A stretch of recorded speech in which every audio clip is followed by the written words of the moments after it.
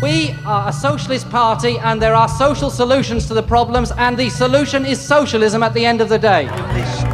6 months ago, something extraordinary happened in British politics. Jeremy Corbyn, 251,000.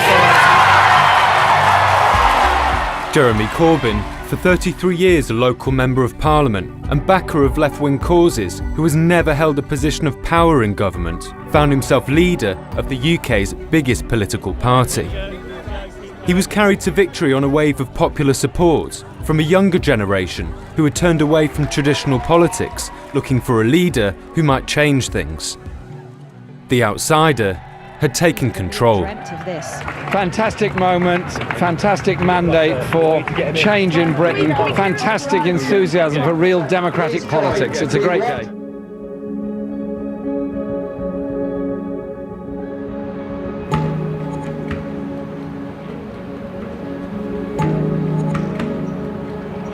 I'm a Labour Party member and I voted for Jeremy. We were looking for a new form of politics, but from the outside, little seems to have changed. I wanted to find out if he could deliver the alternative we were promised. Hi, Jeremy. Morning, how you doing? How are you? How you doing? Good. Got your sandwich. Huh? Got your sandwich? No, hot cross buns. Oh, very good. Easter. We're off campaigning today.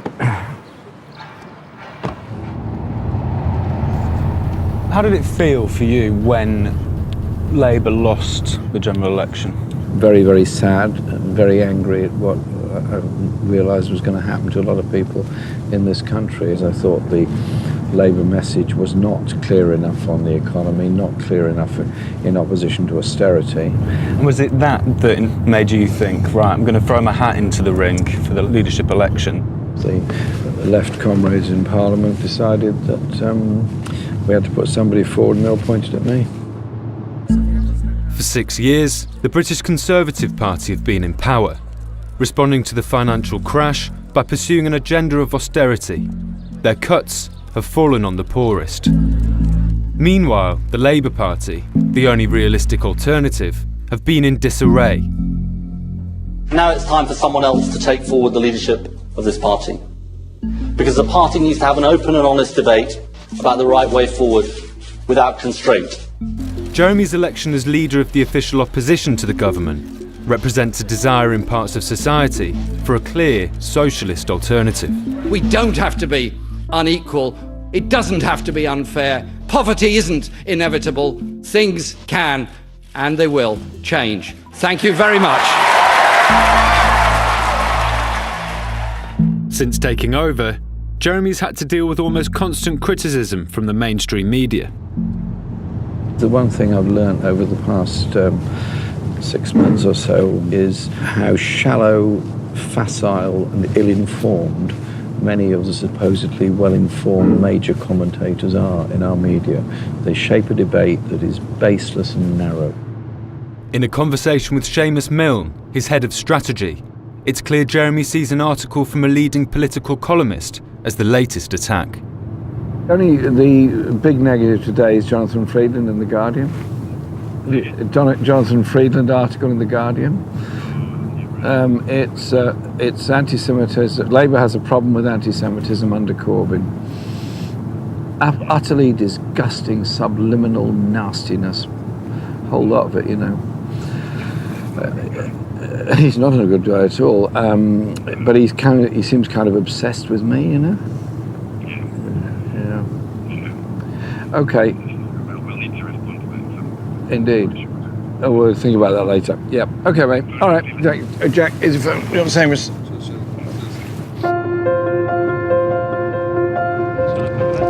Morning, all. Morning. In Britain's increasingly divided society, Jeremy's very much at home among the people he feels he represents.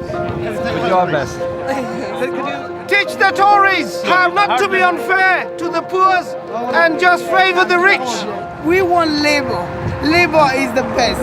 The distance between the poor and the rich is so big. It is so big. We want to reduce that margin. We love Jeremy Corbyn. When we want to give another name to Jeremy Corbyn, we should name him Integrity Jeremy Corbyn. Jeremy. This campaigning politician at home on demonstrations, is an unlikely leader, and has even been mocked in Parliament for the way he dresses. Oh, I think I know what my mother would say. I think she'd look across the dispatch box and she'd say, put on a proper suit, do up your tie, and sing the national anthem. You must be very proud of Jeremy. Yes, I am. Yeah, I think he's a good politician. He's not very good in housework, but he's a good politician.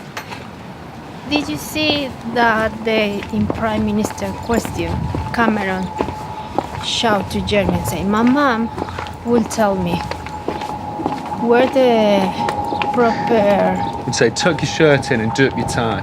Yes. And Jeremy stand very strong. It was amazing. Mr. Speaker, if we're talking of motherly advice, my late mother would have said, stand up for the principle of a health service free at the point of use for everybody. I was confused there. I thought you said Israel. While looking and behaving like a modern party leader might not matter to Jeremy, it does matter to the Labour Party. Come on then, Jeremy. Right, you've got to train that. It's the job of the team around him to keep him on schedule and make sure he almost looks the part. How did you get involved in working with Jeremy? I was fortunate enough to work on the campaign. So I did I ended up doing all the rallies during the summer. It must be a bit of a surprise that you're now sort of working for the leader of the Labour Party. Yeah, technically. My mum's very proud. We're ahead of time, which is a first, I think. It's busy. Too early. I don't want to curse it now. Last weekend, the levels were 400 million. Have you said to him, look, you'd be doing me a massive favour if you just dressed a bit smart? Well, I've tried. Yeah, it's hard. I did get him in the white tails, and he looked smart on Remembrance Sunday, and I think that's where I peaked really.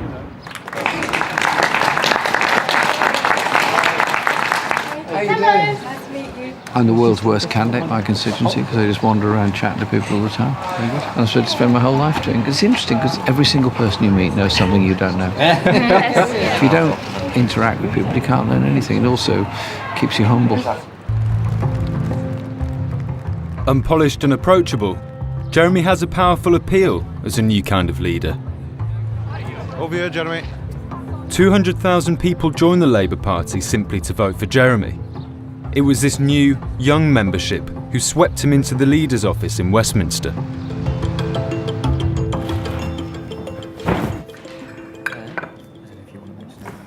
What are you doing here?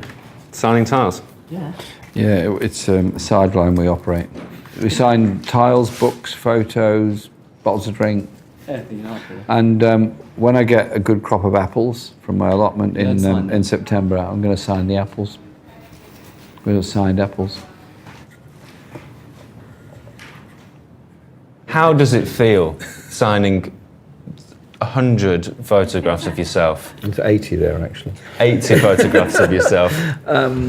It does feel slightly odd, actually. I am not actually that interested in personality. I'm not a personality. I'm not that kind of person. I basically want to see doors open for everybody else. Jeremy might be a superstar to the new party membership, but in Westminster, things are very different. Many of Labour's 232 members of Parliament don't share the membership's enthusiasm and are openly critical of his leadership. History just says that in order for you to actually win an election, you're going to need to bring the party with you. Is that the next challenge that you've got? Of course. I fully appreciate that I was elected here on a mandate from the membership and supporters of the party. I did not receive support from very large numbers of members of the Parliamentary Labour Party. However, I have to say the whole atmosphere within the Parliamentary Labour Party, despite what the media report, has completely changed. There are some who are harder fish to catch. He may no longer be a voice within cabinet. Shortly after we start filming, the Labour opposition are offered a dramatic political opportunity. Every 6 months, George Osborne, the Finance Minister, presents the government's spending budget. I commend to the House a budget that puts the next generation first. His latest budget has gone badly wrong. Conservative members of Parliament have been refusing to support the latest financial cuts. A crisis unfolds when the Work and Pensions Minister resigns and attacks his own government for their lack of fairness. Welfare cuts are now too draconian, even for Ian Duncan Smith. Now there's a sentence you may never have thought you'd hear. At the very next parliamentary session, Jeremy has a chance to inflict real damage on the wounded government. Okay, just show us here. Can you tell us what's going on? What's going on? Yeah. Who knows? In an unscheduled appearance, the Prime Minister has been called to Parliament to make a statement about the refugee crisis. In response, Jeremy has to make just the briefest mention of that subject. He then has the chance to attack the Prime Minister about the chaos in the government. James is writing a speech. And what's it about? Well, it's a weird thing, because obviously, you had the European Community thing the other day to talk about the refugee crisis. And so Cameron's got to come back to the House and talk about this. But of course, we're right in the heat of the unravelling of the budget. So for us and for him, it has to be about that as well. So it's quite phenomenal stuff, really. It's been a real opportunity to show the difference between us and them on fairness. Fairness is one of the key planks of our campaign going into the local elections. So obviously the speech is key now that Jeremy makes in the House. An hour before he's due in Parliament, Jeremy's strategy team get together to refine his line of attack. That's okay. Everything's better shorter. Start doing it now. There's nothing that doesn't benefit from a cut. I agree. Okay, ready? Europe is facing the biggest refugee crisis almost ever, and the Prime Minister must answer some very serious questions on this. Amnesty International has pointed out questionable legality surrounding this agreement. Those who claim asylum at a practical level must have access to interpreters. This is an opportunity to confront the government about their budget troubles. But that only gets a mention in the second half. Mr. Speaker, our party will resist the Chancellor's broken budget. That is unfairness to its very core. We cannot go on doing that. I think that is unfair. I changed it around quite a bit, actually, as I was giving it, as you probably noticed. It's not up to me to throw in other than a couple of lines about the government's in a mess. Okay, so cut back a lot on the second part. I'd like to ask the Prime Minister if he's had a chance to read the statement made by Amnesty International. The plight of refugees is close to Jeremy's heart, but he was passing up the opportunity to damage the government. Very cautious use of words. They have, after all, an organisation dedicated to human rights and the rule of law. And I quote from the statement they made, guarantees subscription... It didn't really go according to plan today. There was one thing that he had to do, it seemed, which was to exploit this Ian Duncan Smith resignation and further drive a wedge into the Tory party. And pretty much the reviews spell it out on Twitter. One MP says he snatched defeat from the jaws of victory. Oh God, it's just gone really badly. Shadow Minister on Corbyn's statement, utterly pitiful and denies the country the opposition it deserves. Labour MPs truly in despair. It probably explains why things just went a bit awkward in there and we've been pretty much asked to leave for the day. We patched things up with the team and rejoined Jeremy as he launches Labour's campaign for the local council elections.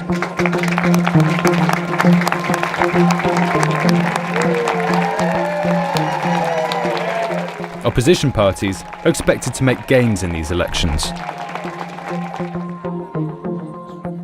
Electing a Labour council is the best protection for your community against the onslaught from this Conservative government. I'm galvanised. I'm looking forward to Prime Minister Jeremy Corbyn. You think that'll happen? Well, I'm convinced it's going to happen. Are these elections your first big test as leader of the party? No, the big test of leader of the party is to grow the party, is to make the party more active, is to challenge the party in Parliament and to take part in all the electoral contests. And do you think you're succeeding in that at the moment? We're getting a lot of support. The opposition to the budget went very well, and the Tories have been exposed to what they are in that respect. So yeah, I think things are going pretty well.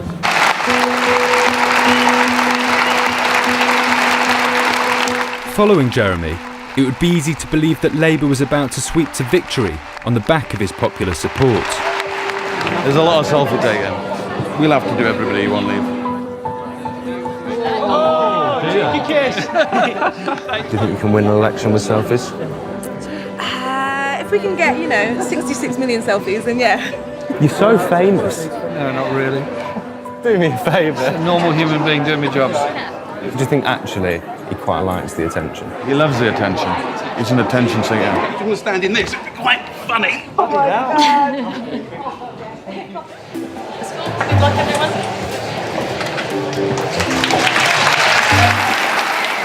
A pattern begins to emerge. Jeremy's speeches go down well with his audiences of enthusiastic supporters. But it's hard to tell if his message is persuading the undecided voters. There is a political choice to be made.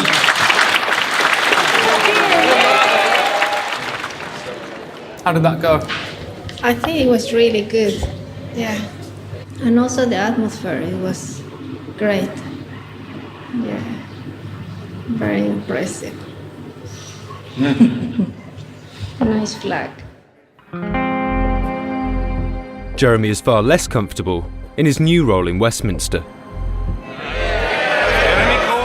Every Wednesday, as leader of the opposition, he must confront the Prime Minister in a set-piece event known as Prime Minister's Questions. We look forward to that. PMQs is the Labour leader's weekly opportunity to make headlines and hold the Prime Minister to account. They've been in the news today. We won't get too controversial. What's Jeremy wearing today? He's very smart today. Is that your doing? I would like to think so. Does it matter? It does matter. It does matter. I was always told you dress for the occasion. Dress to impress. Letter in the Telegraph from a Major Colin Robin. Sir, many newspaper and television commentators have sneered at the way Jeremy Corbyn dresses, but at the state banquet on Tuesday, his evening dress was faultless. That's good shit, that, That's mate. you. That's me. That's good on my CV. With 2 hours to go before the latest encounter, the team are having a rehearsal. I've got a better one from Tasnia, which says we're a very good school. What advantage would there be in becoming an academy? That just gives them an opportunity again. That's the same as why is he doing that? Okay. What's the point of PMQs? Well, it's the one real opportunity every single week that Jeremy has to put the Prime Minister to the sword. Who wants to be Prime Minister? You do, I think. No, come on, does anybody want to be Prime Minister? Andrew, greatness has fallen on you. Well, far from greatness, it's David Cameron. So. Order, Jeremy Corbyn. Can the Prime Minister explain why he's intent on forcing good and outstanding schools to become academies against the wishes of teachers, parents, school governors and councillors? The reason we want to do this is to improve the standards of education in this country. I would have thought the Leader of the Opposition would want that too, no? He hasn't even managed to convince one of his own county councillors, indeed the cabinet member for education in his own county, who told the press, you might shout, I am fed up with diktats from above, saying you will do this and you won't do that. In regard to the piece of theatre, if you have a good win, like we're hoping for today, then it does send the troops away a little bit buoyed and up for the fight. I'm quite keen not to sort of let him turn Prime Minister's Question Time into a subject that is not ours. I want to try and keep to the academies. I think we turn it back, which is why I said, The thing about Cameron is you can tell when you've really got under the skin, when he goes puce in the face and starts pointing the finger. And when we've got that reaction, then we've done our job. Okay, guys, thank you very much. All right. Thank you, Mr. Speaker. Could the Prime Minister explain why he is intent on forcing good and outstanding schools to become academies against the wishes of teachers, parents, school governors and local councillors. Well, the results speak for themselves. Under this government, there are more pupils in good or outstanding schools. Teachers don't want it, parents don't want it, governors don't want it, head teachers don't want it. Can't he just think again and support schools and education, not force this on them? At the end of the bout, the team checked for the instant result from the political pundits. George Eaton says it's his best PMQs. Jeremy's? Yeah. George Eaton was the worst judge of anything, but it was good. I thought So it does went Paul well. Ward. Oh, that's good. I'm not going to knock it, I'm just saying that. I thought last week's was better, but it was good.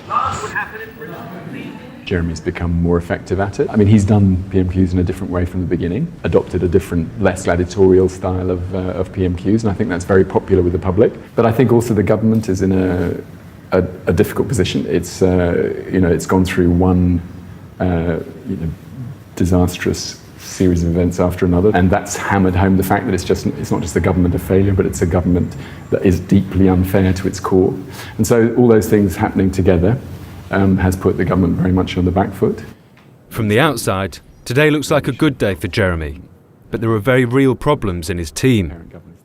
As we're talking after the interview, Seamus reveals somebody regularly leaks details of Jeremy's questions ahead of his confrontations with the Prime Minister. Well, does someone know what it's about before? This time it did, because it leaked. It leaked from that meeting. It's very annoying because it only happens about a third of the time, but it obviously gives them a little bit of extra time. Whenever there's a leak, it gives them that advantage. And it gives them the advantage on TV as well. Investment of millions of jobs. Issues of unity aren't limited to Jeremy's team. He'd come to defend Naz Shah, the Labour MP suspended over alleged anti-Semitism. But Senior figures in this bitterly divided party confront each other in full view of the media. You're a disgusting racist. You're saying it's not true? Yes, you're a lying racist. Really? Why don't you go and check your history? A Nazi apologist. Check your history. A Nazi apologist. You're a disgusting Nazi apologist, Livingstone. A row about anti-Semitism within Labour has been rumbling since we started filming. Anyone that commits any act of anti-Semitism is auto-excluded from the party, and an inquiry follows immediately. When Jeremy's friend and former London Mayor, Ken Livingstone, says Hitler supported Zionism, things completely fall apart. You're going to suspend Ken Livingstone, Mr. Corbyn? I've never seen such appalling behaviour by the media. Jeremy. Thanks very much,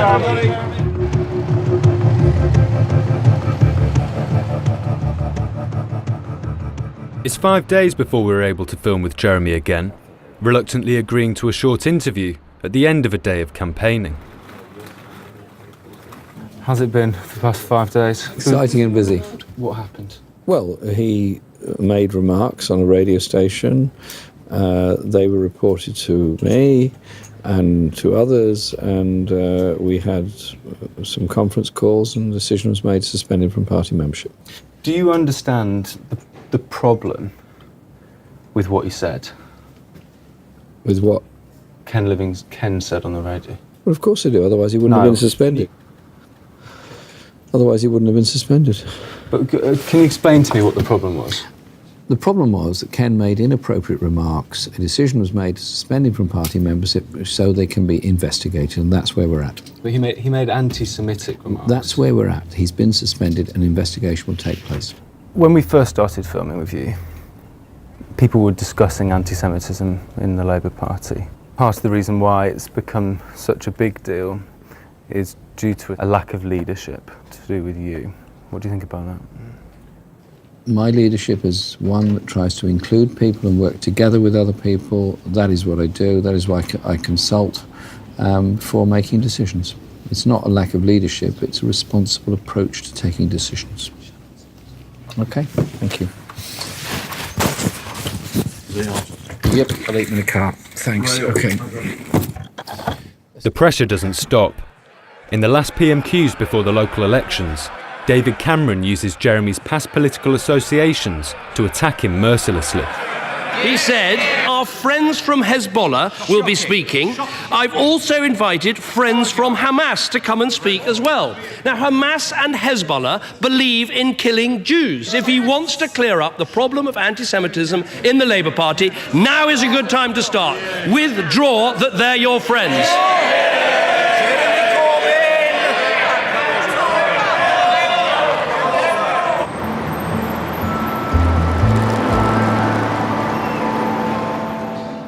Polling day in the local council elections, and we're back where we first met Jeremy, in his North London constituency. Too tired to hold the handlebars Welcome to your home turf, Jeremy. Welcome to Highbury East. My turf. She wants to take a photo. Oh, hi. How are you? Do you want me? She's looking at me very suspicious. Is that all right? Yeah, that's cool. It's cool. It's cool, is it? She trusts you, don't you? Where's Jeremy right now? He is in number 58 in this estate here. Some woman asked him to go in. He's been in there a while, so I'm guessing she's put on the full spread. It's quite vicious PMQs yesterday, wasn't it? I don't think I've ever seen a Prime Minister act in that way. He's in the gut. I just get upset about it, you know. All this stuff about people saying that if he doesn't do very well, they're going to try and get rid of him. I don't know. If they want to get rid of him, the best thing to do would be wait and let Jeremy fail on his own. I don't think he will, but fail on his own, in his own time, you know. Oh, je demande un café pour moi. Un café. Un café. Ah, c'est mon café. Mon café. Merci, monsieur. Do you have any nerves about how the night might unfold, or how are you feeling as you go into it? Obviously, it's impossible to know as of now. I've called a few people and everybody says it's all going well. What appears to be happening around here is the Labour vote is coming out and nobody else's is. And if inner London places like this are showing that kind of support, then that is very promising.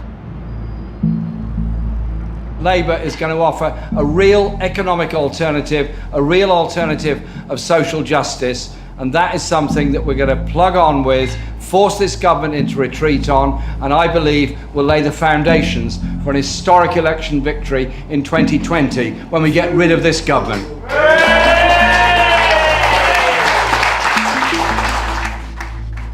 By 2 a.m, the national picture becomes clear. Despite a disastrous period for the government, Labour is failing to make any significant gains. As the final results are still being counted, we go to speak to Jeremy in Westminster.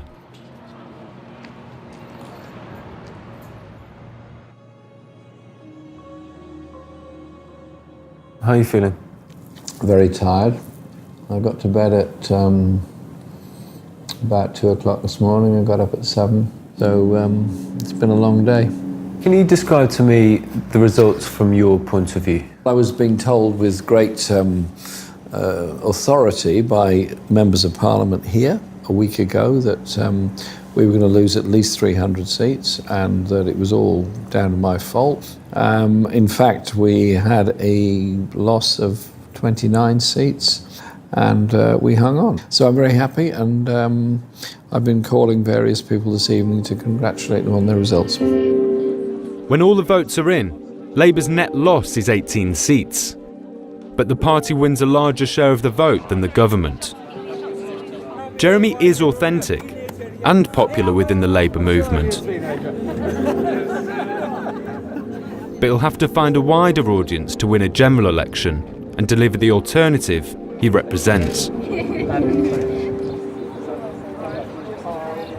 I find the results of the election a bit worrying as a Labour member. How do you give anybody any sense that they can believe in the fact that the Labour Party will win the next general election from this point of view? You're watching too much television. The whole narrative all day and all last night and all for the past month has been Corbyn's going to lose, Labour's going to fail, Labour's going to lose, Labour's going to fail. There is not one story on any election anywhere in the UK that the BBC will not spin into a problem for me. It's obsessive beyond belief, that they are obsessed with trying to damage the leadership of the Labour Party, and unfortunately there are people in the Labour Party that play into that. What are you going to do about the fact that there have been people from the shadow cabinet today who have come out and criticised you? You see, I will continue trying to develop the policies of this party and lead this party in a direction that also has a more grown-up approach to politics. I am not a traditional kind of party leader. I do things in a rather different way. Some people are slower learning than others.